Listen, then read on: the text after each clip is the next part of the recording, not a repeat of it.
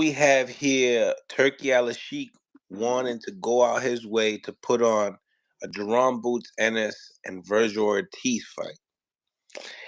And a lot of things been going on with that situation, and I like it because you was a Golden Boy fighter. You were supposed to fight Virgil Ortiz. That was a big lineup fight for you. Jaron Ennis, same thing. What's your thoughts on the whole situation? I don't know. Golden Boy put me on a real hard shelf to a point where they owe me a lot of money. Um, and that was all to protect this dude, Virgil Ortiz. All to protect their precious little Virgil Ortiz from getting an ass whooping.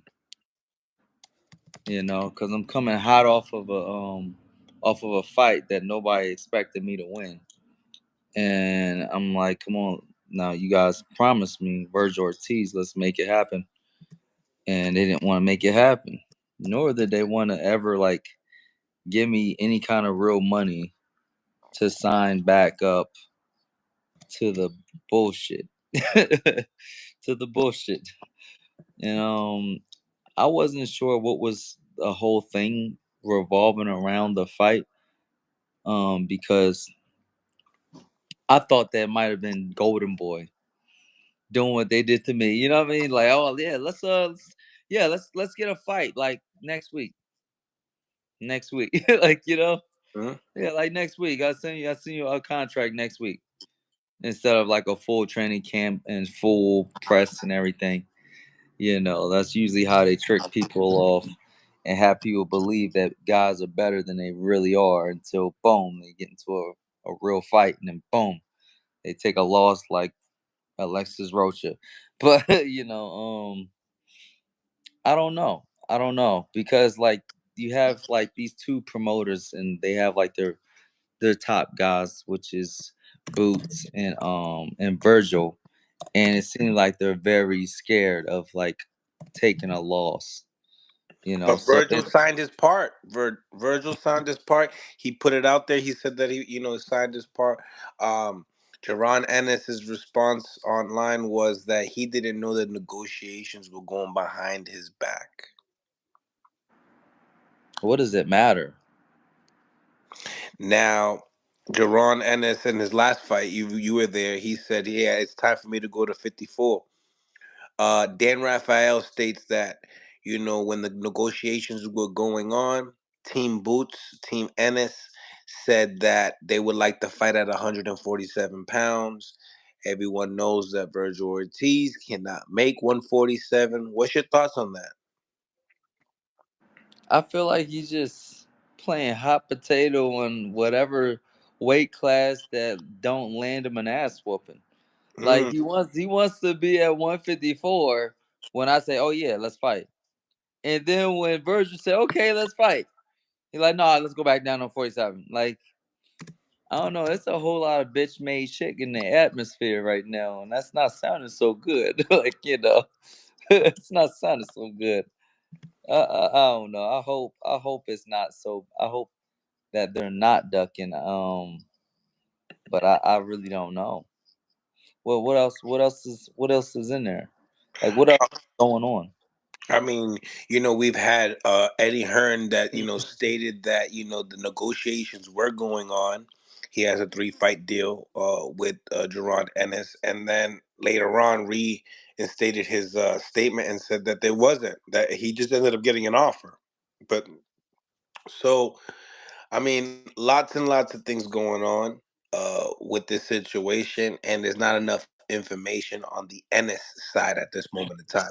Lots of people are talking about it, but they're not speaking anything about it. What you think? Why do you think that? Man, I don't know. Um, it seems to be a little bit of fear when it comes to Ennis team or maybe Eddie Hearns and his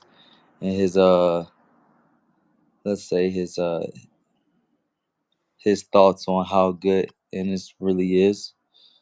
And that's not looking good. And like his confidence isn't quite all the way there.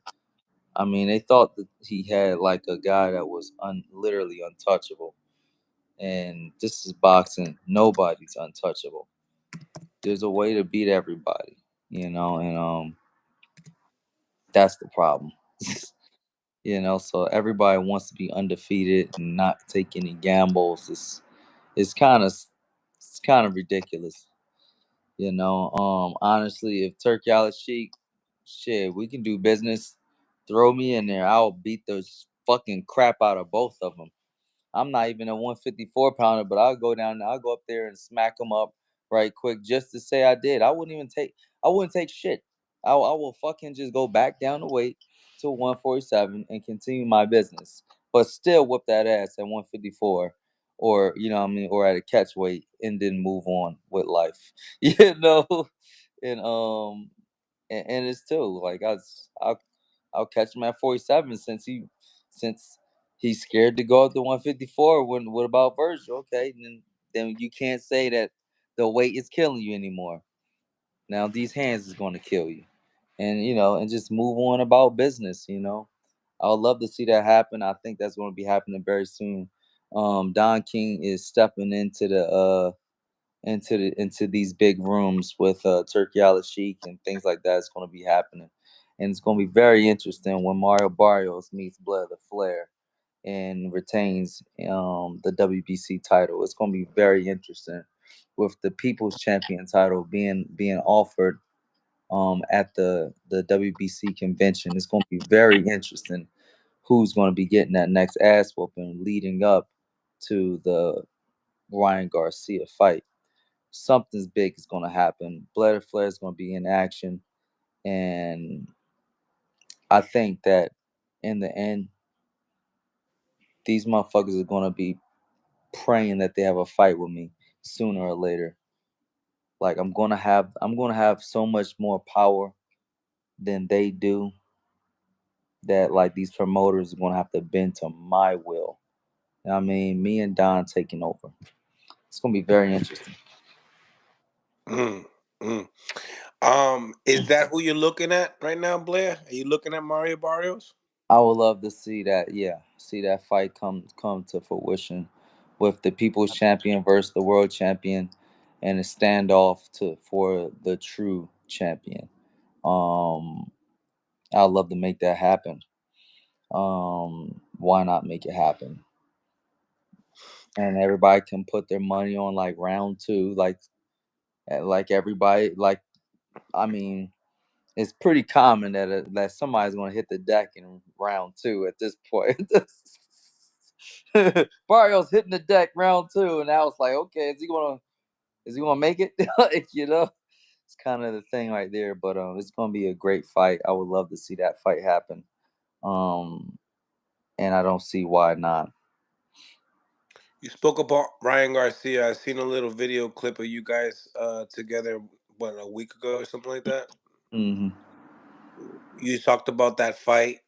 I'm sure you guys spoke upon that when you guys met each other. What were those words? What did they sound like? It sounds like it's gonna be good, and it looks like it may happen. Um, Interested? He's interested. yeah, of course. I mean, we both have a very solid enemy. Golden Boy owes me money, and Golden Boy swears to God they like that he owes them money. It like we could turn around, flip Golden Boy the bird, and kill it with a mega fight and a mega attraction where we all get paid. You know what I mean? and why not? Why not make it happen? I think that's something that's very, very, very likely. So Did you show up to his press conference in L.A.? Is that what it yeah, was? yeah, for the this Japanese fighter. Right. That fought Pacquiao last. Yeah, it's a Japanese kickboxer or something, right? You think he got what it takes? No, No. no, I hope not. But he is a pretty big guy. I mean, but I don't know. I didn't really even see the Pacquiao fight though. I didn't get to see that. I was I don't know. I might see if I can get on the fight card. And why not? It's on my birthday, December 30th. Why not? Hey, okay. Fight there and shit. Put Pacquiao in the ring with him. Shit. Don't even have a catch weight. Just fight. You know. Mm. And just make the fight happen. Why not? Why not make that happen? You know. You know, getting into the situation with Matchroom, and I want to get in detail with you because you was there in the last bout in Philly. What do you think about Eddie Hearn? Placing negotiations for Mario Barrios himself, but not for Jaron Ennis. Actually, for Connor Ben. Connor Ben to get his first title shot. What's your thoughts on that? Everybody's just trying to get a piece of the pie as soon as possible. Um, I don't even know. I don't even know, man. It's always going to be something, though. I feel like Connor Ben, Connor Ben, and myself are probably one of the only people that actually have a world champion on their like belt. That's actually beat a world champion, outside of maybe Mario Barrios. And you know what? You know what's better than one world champion? Two world champions. I feel like I still outrank both of them. Like, and so I don't know. It'd be good to make that fight happen, because the whole thing is the race to like world champions and all that shit. The race is this: hurry up so I don't have to fucking ever see Blair or Flair again. That's what they want to do. The race is hurry up, get a world title so I don't ever have to see Blair or Flair again. We could just blackball him into existence. And that's the whole thing. And my race is hurry up so I could shut every fucking one of them up. Because then once I become world champion, it'll be just like Lomachenko. Everybody just be quiet until until I finally leave. And that's kind of like how it was. Lomachenko won the title, and then everybody like had all the titles, unified champion, and everybody was just quiet, just crickets for the fucking tank fight, crickets for everybody. Didn't nobody want to fight him. Devin Haney, forget about it. Ryan Garcia, forget about it.